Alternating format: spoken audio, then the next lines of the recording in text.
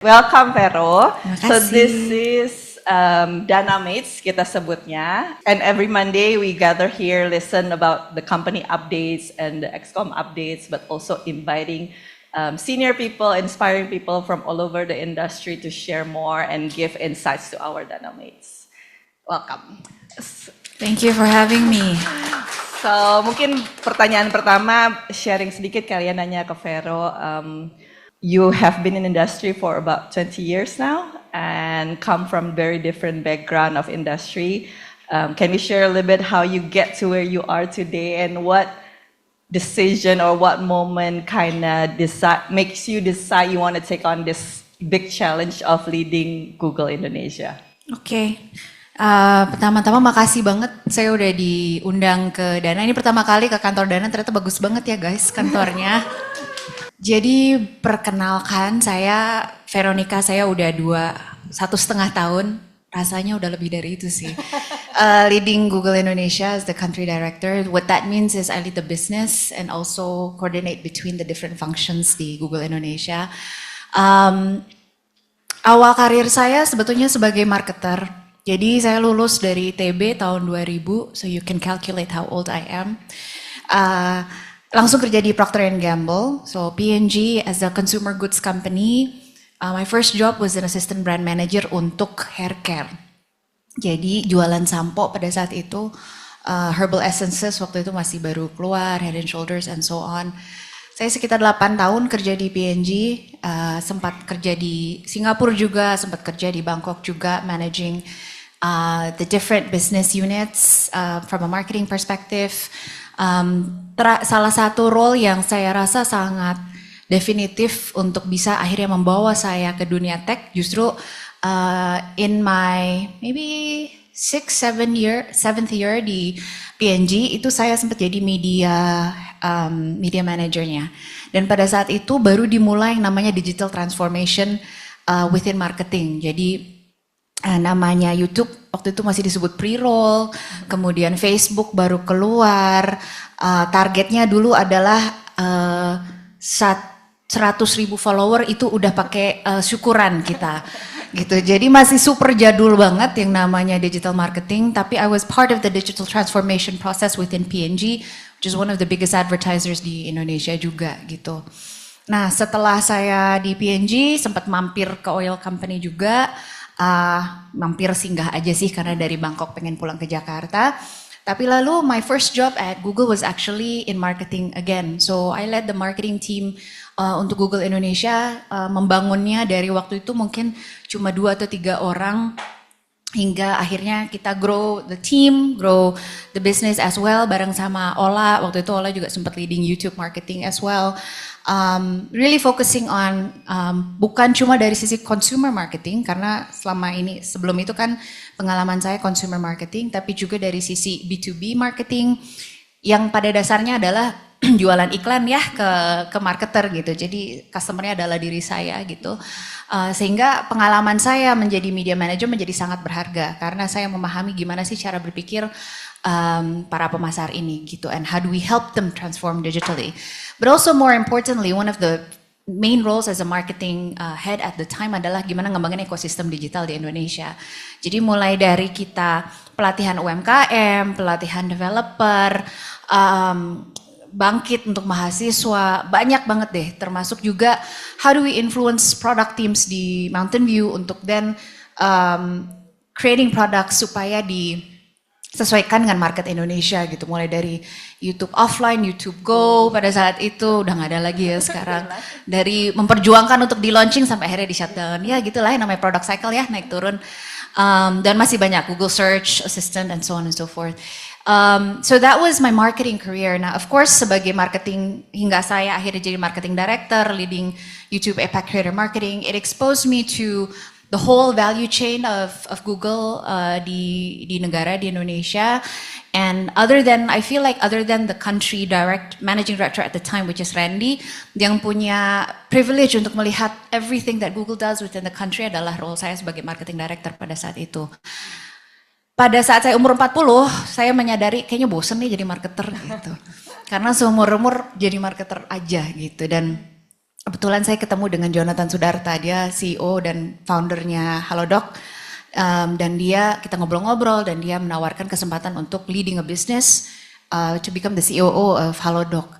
Dan itu benar-benar membuka mata saya juga gitu bahwa memang dunia startup seperti yang teman-teman alami di sini sangat berbeda dengan dunia korporat ya. Challenge-nya sangat berbeda. Pengambilan keputusannya juga sangat berbeda. The speed of execution is what I really miss, guys. Balik ke korporat sekarang, gila namanya kerja di startup tuh cepet banget gitu ya. Diputusin hari ini, bulan depan udah keluar gitu. Dibandingin sama Google, di pitch hari ini mungkin 3 tahun lagi baru launching gitu.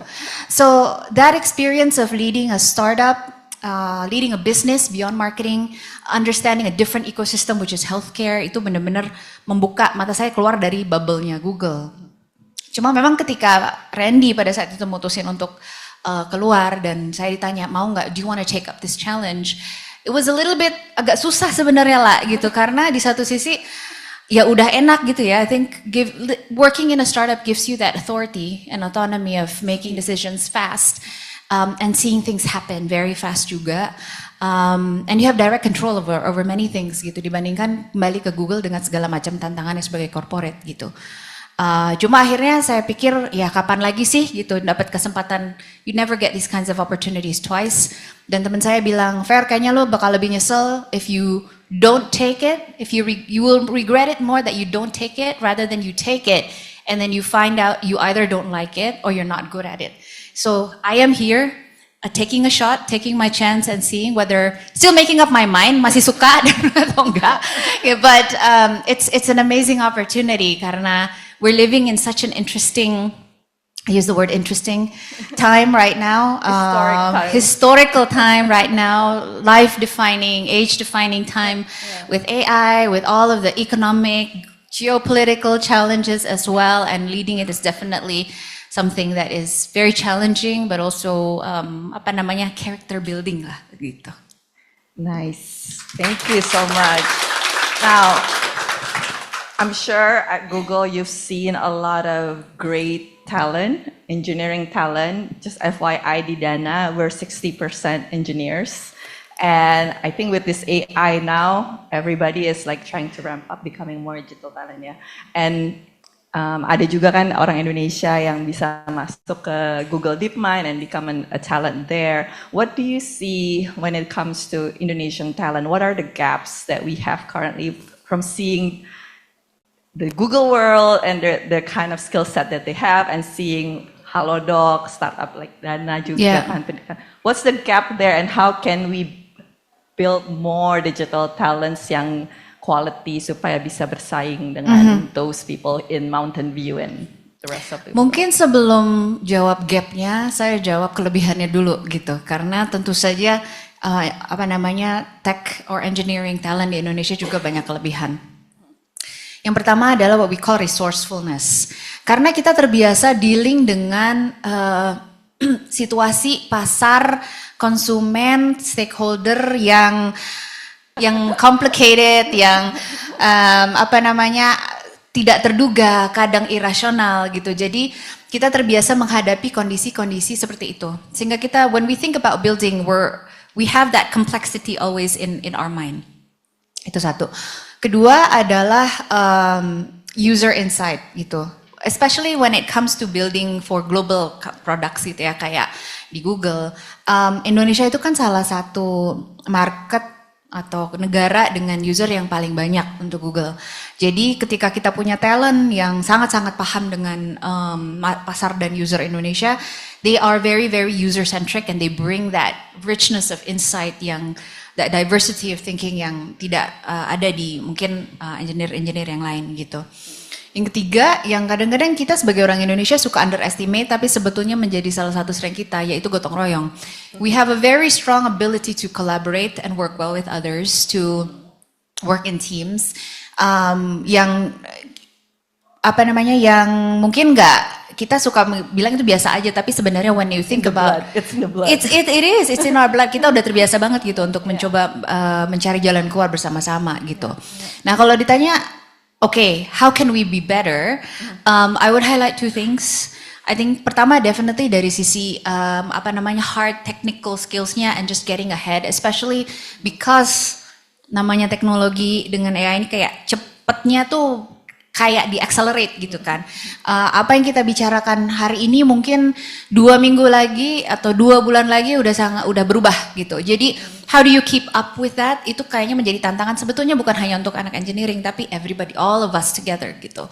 Yang kedua adalah ini soft skill tapi kunci, again bukan hanya untuk engineering tapi untuk semua function juga, kemampuan kita berkomunikasi, kemampuan kita mengartikulasi, kemampuan dan will kita untuk speak up. Ini ya kan, will gitu. Kadang-kadang kita, dan ini menurut saya bahkan I am very guilty of it juga gitu. Tergantung forumnya seperti apa. Mungkin kalau forumnya saya merasa nyaman, saya akan speak up. Tapi ketika misalkan dikelilingi oleh orang-orang yang saya intimidated gitu, isinya VP, Director, Managing Director dari berbagai negara, saya pun juga keluar juga aslinya. But it is actually something yang menurut saya budaya kita kadang-kadang it stops us from speaking up. Satu, karena kita pikir, aduh nanti pendapat saya, orang itu udah ngomong, lebih bagus lagi ngomongnya, ngapain saya ngomong ulang gitu.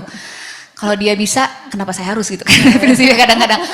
Atau misalkan atau aduh pertanyaan sebenarnya saya nggak ngerti, tapi kalau saya nanya ketahuan bodoh gitu. Padahal kan kalau nggak nanya makin bodoh. Ketiga juga adalah juga how we ask and how we articulate. Buat saya tuh orangnya nggak pinter. I don't think I'm very smart. Not a rocket scientist. Tapi apa yang jadi kelebihan saya dibanding misalkan peer saya is just my ability to articulate gitu. Kemampuan saya untuk mengartikulasikan pendapat itu dalam bahasa Inggris, kalau dalam lingkup global company ya, itu jadi sangat penting gitu. Dan just because of that you can get ahead of other people. And then kalau kita mau karirnya secara global pun itu menjadi lebih penting lagi gitu, karena kita tidak hanya bersaing berartikulasi dengan orang sesama Indonesia, tetapi juga orang India, orang Vietnam, orang China yang notabene jauh lebih vokal, yang kadang-kadang mungkin nggak lebih artikulatif. Jadi don't hold back, make it a point in every single meeting. Kamu coba make a point lah gitu, make it a point to make a point. Kalau nggak, buat apa kamu duduk di rapat itu? Buat apa kamu ada di meeting itu? Lebih baik nggak usah ikut, gitu kan? Even if it's just yes, I agree with that, and build on it gitu.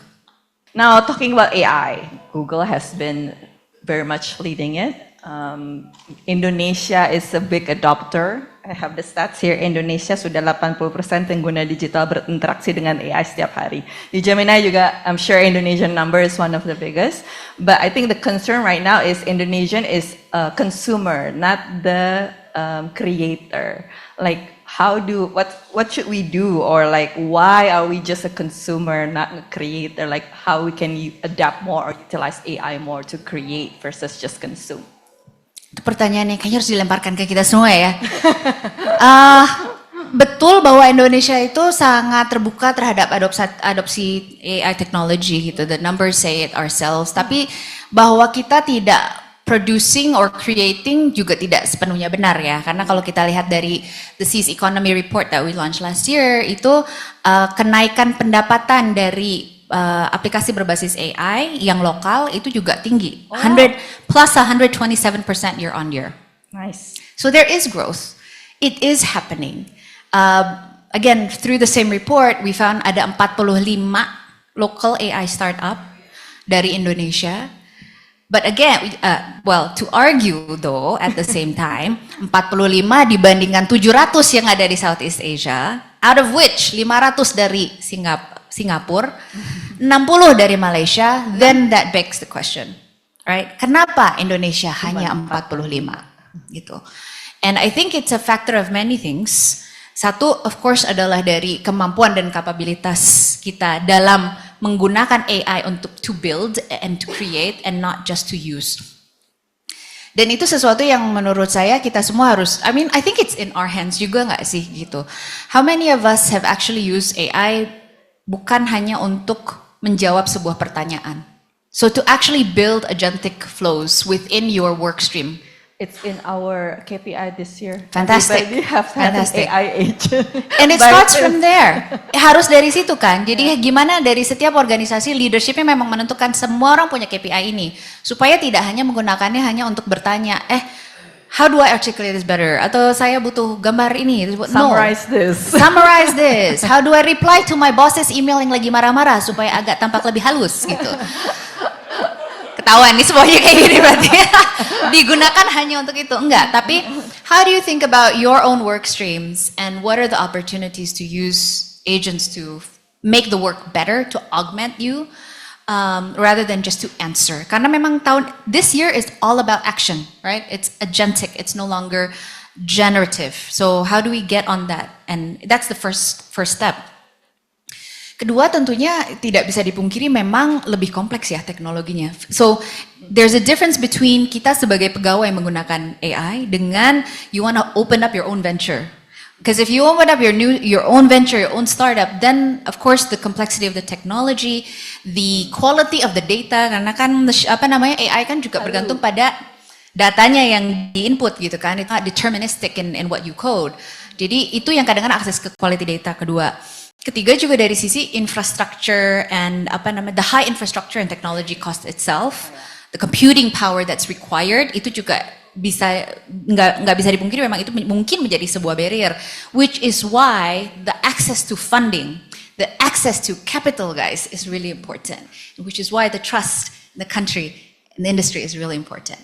I think for Google, we're trying to, and we acknowledge ada gap-gap seperti ini, makanya kita juga berusaha keras lewat program-program kayak Google for Startups Academy, that's AI focus, ini regional, tapi sebetulnya dari Indonesia pun kita mengundang banyak untuk bisa sign up and untuk ikut, karena itu juga ngasih akses ke beberapa hal-hal yang menjawab kebutuhan itu, which is the capability part, the access to the engineering expertise, the access to the full tech stack, the funding and everything gitu. Jadi ini yang memang tidak bisa di-solve sendirian, kita nggak bisa expect all of these new startups to kind of lahir sendiri karena memang barriersnya banyak.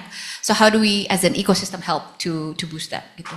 Now with that comes the paradox of ethics, right? The usage kan juga banyak sekarang yang pada protes gitu kan, the overuse of AI, over reliance of AI. So from your point of view, how does company should balance on innovation using AI versus the threat of its replacing humans and stuff? This is the $1 million question. Look, I think for us, the principle has always been that AI should augment humans. The way that our AI is being built right now is about human augmentation and not about human replacement gitu. Jadi dari dulu pun ketika kita bikin produk AI kan it's not like new. Selama ini juga Google Photos ada AI-nya, YouTube algorithm ada AI-nya gitu. But the objective is always to augment the the human, to assist the decision making, to make the humans make better decisions, to make the humans work more efficiently, and not necessarily to replace gitu. I think the key really is di tangan kita sebagai leader terutama ya, to think about what are those areas where kadang-kadang yang kita nggak pikirin adalah, okay, proses ini mau saya coba pakaiin AI, but what do we do with the humans that are doing these routine processes? More often than not, people think of it as like, okay, ini mau diganti AI, orangnya di lay off gitu, for example. And that's the cost efficiency. That's the straight, direct, easy calculation of cost efficiency. Tapi sebetulnya kalau kita semuanya spiritnya adalah, how do I use this AI to augment? Then the question is, so what are you going to do with the humans currently doing that job? How do you upskill them? How does their role change? Right? Kayak misalkan, so let's say customer service being has a new AI component for all of the long tail questions, gitu kan, yang gampang-gampang kita pakein AI aja gitu. Rather than think about, okay, ini langsung nih savingsnya, cost efficiency ini orang segini gitu. But the question should be, okay, kita punya 20 orang ini yang tadinya ngerjain long tail question. Okay, what role can they now play now that the routine questions are going to AI? So I think that's the spirit. If everybody approaches it with that spirit, that, you know, and so kita juga pikirin, okay, upskillingnya butuh apa, right? Redefining roles and responsibilities. Then the spirit really is AI is to augment, AI is to make the decision making better, rather than AI is to replace gitu. I want to go back to the previous one that you mentioned about the developer thing that Google is doing. Like, how is that? Like, is Is that helping the ecosystem? Have you seen any innovations coming up that program that Google has made globally? So Google Developer Groups itu kita udah dari 2009 I think. So it's a very long program, namanya berubah-ubah. Tapi intinya adalah it's a grassroots, bottoms up, community-based developer group yang tujuannya adalah untuk saling mengajar, saling belajar.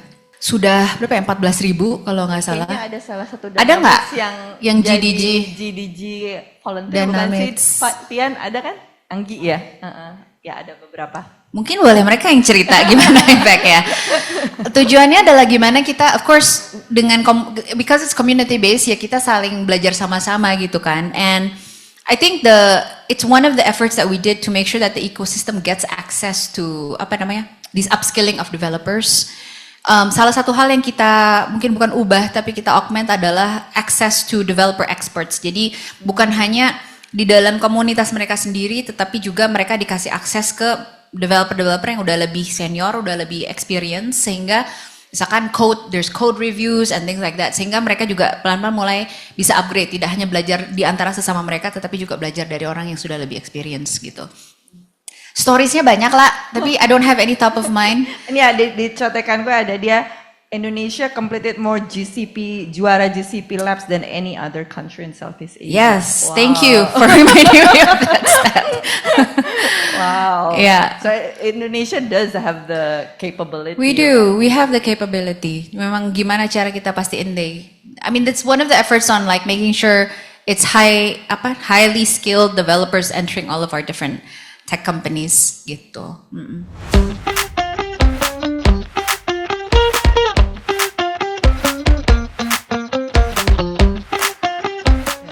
Valid question. Ya, valid question. Sebagai ibu anak yang Calon masuk kuliah juga itu saya pikirin itu adalah sama ya. Okay, I don't have a crystal ball, tapi memang ini valid. It's a valid struggle yang kayaknya memang sedang dialami oleh banyak fresh grad gitu saat ini. So what I'll say is this. Satu yang pasti, and this is what I tell my son. You cannot deny AI. Karena anak-anak Gen Z and Gen Alpha ini, ada there's like two schools of thought and even more, actually not two schools of thought, sekarang tuh lagi ada, if you look at the commencement addresses di berbagai university, beberapa minggu terakhir, there's actually a lot of hate towards AI. Yeah. Precisely because of this reason, gitu. And anak-anak saya tidak terkecuali juga gitu. Satu karena mungkin dia sekolahnya di sekolah yang akademik banget yang kalau nyontek itu dikeluarin. Jadi dia mau pakai AI untuk bantu belajar, itu dia takut gitu. Satu lagi emang dia Gen Alpha yang super ekstrim gak pengen AI aja gitu. Tapi what I tell them is you cannot deny that AI is and will be part of your future. Artinya apa? Artinya jangan dihindari. You have to learn how to work with it. We have to be masters of it. Jadi Not the other way around. Not the other way around, Yeah. gitu. Jadi justru harus di-embrace, harus dipelajari, harus paham. Kalau saya mau belajar ekonomi, right? Anak saya mau kuliah ekonomi. How will AI help me to become a really good economist? Harus berpikir seperti itu. I think kedua, memang kenyataannya, dan I think ini banyak banget mahasiswa sekarang udah sadar juga ya. Bahkan di Singapura kayaknya lumayan ekstrim. Namanya magang, internship itu sepanjang 4 tahun dia bisa 8-9 kali magang kali gitu. And my point is that pengalaman kerja itu memang harus dikumpulkan. And mungkin gak harus pengalaman kerja necessarily masuk corporate ya. Tapi like how do you think about your projects, your your ventures during masa-masa kuliah sehingga ketika kamu masuk tuh bukan fresh akademik gitu loh. Kamu udah tahu, oke, implementasinya kalau saya mau jadi ekonom, kira-kira itu bisa seperti apa gitu. How can I start thinking and proving bahwa saya bisa, I can master this gitu. So it is really not easy. Dan I feel bad for the current fresh grads karena memang honestly ini transisi, right? Ini masa transisi di mana nobody knows what's gonna happen in the next. And so it is, but anak-anak yang mungkin sekarang masih mahasiswa, masih SMA, It's an opportunity for them to, okay, we're gonna learn, we're gonna really master this. Dan nggak, if it's gonna run, we're gonna run with it, gitu. That's the reality of their future. Dan the best thing we can do adalah we prep them for that reality, gitu.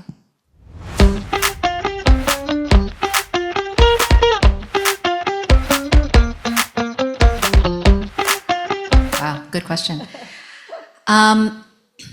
Mungkin saya bisa share bukan pergeseran, tapi gimana kita menggunakan AI di dua organisasi. Yang pertama adalah di organisasi sales, which I'm a part of, the business organization, dan dari sisi marketing gitu.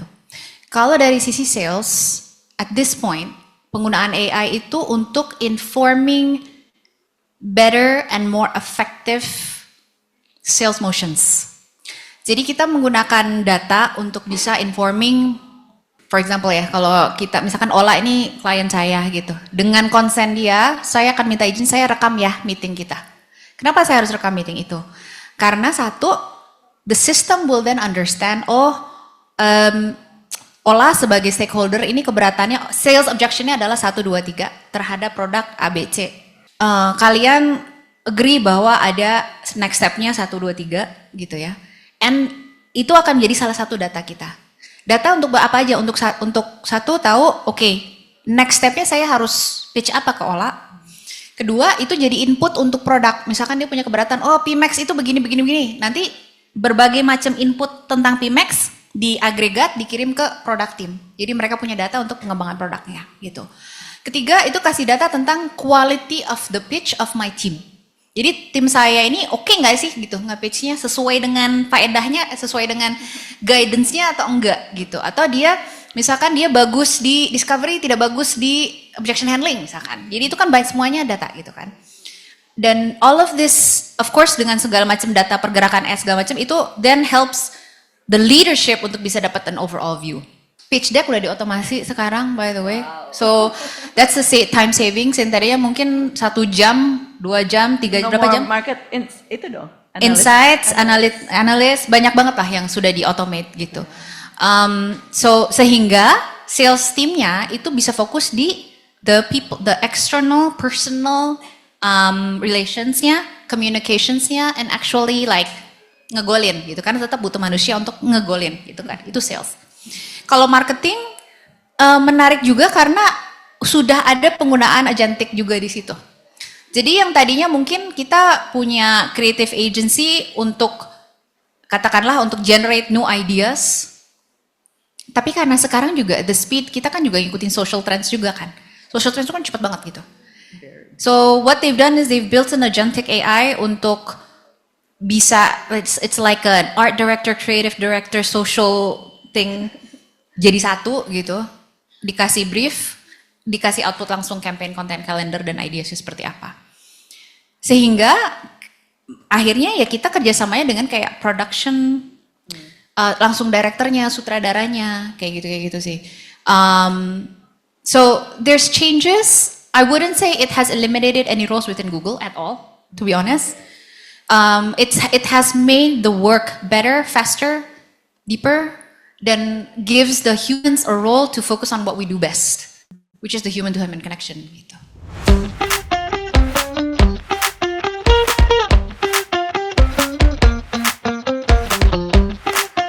Sebenarnya kan namanya scam bukan hanya dengan AI ini ya, dari dulu juga ada aja gitu caranya kalau orang emang niat jahat gitu.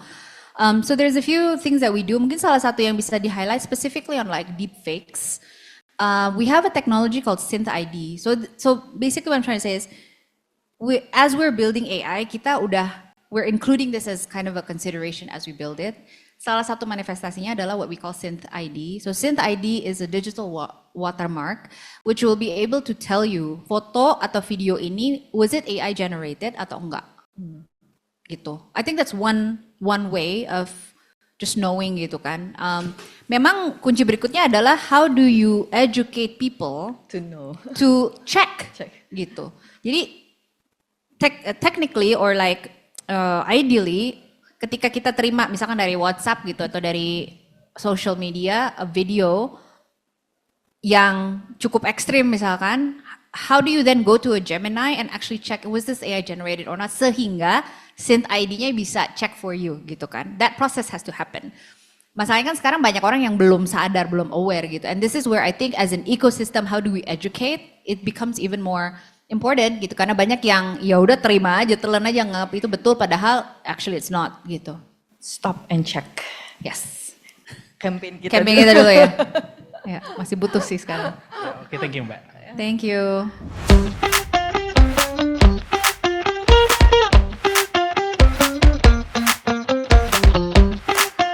Mungkin bukan mantra, tapi mungkin mantranya adalah yang tadi saya bilang, make it a point to make a point. Jadi setiap meeting, kita punya prinsip, I have to say at least one thing that contributes to this conversation. It's just a matter of habit aja. Karena makin lama kita akan makin kayak yang kurang kayak didorong, mengingatkan diri. It's just these small atomic habits yang nanti makin lama akan jadi kebiasaan gitu. Dan bentuknya bisa macam-macam gitu. Bisa saya setuju dan saya setuju karena ini mungkin ada sedikit sudut yang berbeda. Salah satu prinsip yang mungkin kita harus tanamkan dulu sebelum kita melakukan itu adalah bahwa kita semua itu punya konteks yang berbeda. Sehingga ketika melihat sesuatu hal, itu pasti sudut pandang kita agak beda dikit daripada orang lain. Meskipun orang itu misalkan sama-sama orang people, meskipun orang itu sama-sama orang Indonesia, karena konteks kita semua berbeda, mungkin akan ada sudut pandang yang berbeda. So kalau itu prinsipnya, berarti untuk setiap pembicaraan yang terjadi, kamu bisa menghadirkan sebuah pandangan yang sudutnya berbeda, gitu. Dan ketika kita bilang, okay, I'm gonna make it a point to make a point today. Okay, I can either agree and say, yes, the people team in Indonesia are also experiencing this as an example, gitu. Ambil dari konteks kamu. Atau kamu bisa disagree. Dan ini mungkin yang lebih susah. Apalagi kalau disagree-nya sama bos. Sama orang yang lebih senior gitu ya. But nanti lama-lama, I think, balik lagi ke prinsip bahwa, okay, I have a valuable context yang orang perlu tahu. Kadang-kadang we stop ourselves, this is another budaya thing ya. Kata apa yang dibilang orang yang lebih senior itu adalah sabda. Gak boleh disagree. Padahal if you think about it, kalau kamu punya piece of information yang berbeda, yang mungkin bisa menghasilkan keputusan yang berbeda, it could be destructive if you don't say it. Itu hanya karena seorang VP atau seorang director bilang A, dan kamu gak setuju, dan kamu pilih diem. Bisa jadi kita ngambil keputusannya salah. So that principle of I have a different context and it's different. She or he can choose to agree or disagree with me, tapi saya akan bilang aja gitu. Ada sudut, mungkin kita harus pertimbangkan ini. Itu yang kedua. Yang tiga, kalau misalkan you haven't made up your mind, saya nggak tahu nih setuju nggak setuju ya. Mungkin saya akan bertanya, gitu. Clarify aja gitu. Have we considered this? Atau what about that? Atau so questions atau what do you mean by this? Again, it's just 3 things to make a point. Agree, disagree, or question. Agree, disagree, or ask. Sebagai sesama kita pemain digital ekosistem Indonesia, what do you think more companies like Dana or like Google could do to help the ecosystem to be even stronger in the future? I know it's hard question at this time of the year. No, look, I am such a big cheerleader of Indonesia's tech ecosystem. Gua tuh masih pengen lihat we need Dana, Traveloka, Goto, to everyone, Halodoc to succeed, right? Because we want to continue to prove Indonesia we have amazing people, it's an amazing market, but also an amazing people who can actually grow the business gitu. So I'm always cheering you on to be successful, to be that like lighthouse of Indonesia tech gitu. How can we do it? Of course, how do we work better together? See, the fact that this is my first time in the office lah. But I do think that there's a lot that we can do together lah gitu dari sisi ekosistem gitu. Mau itu dari sisi upskilling, dari sisi scam prevention, I think is another one yang kayaknya banyak banget yang persinggungannya. Atau even like sharing more stories across the industry supaya we lift everyone gitu. Supaya because at this point we need generosity of everyone to share their success. dan nggak hanya kayak sukses ini hanya milik saya gitu. Karena we need more Indonesian local tech companies to succeed as well in this very interesting and turbulent time that we're living in right now. Itu aja sih. Okay, thank you so much, Vero, for joining and sharing your insights and wisdom to our Dana mates. Really, really appreciate for you to take the time and spend an hour with us.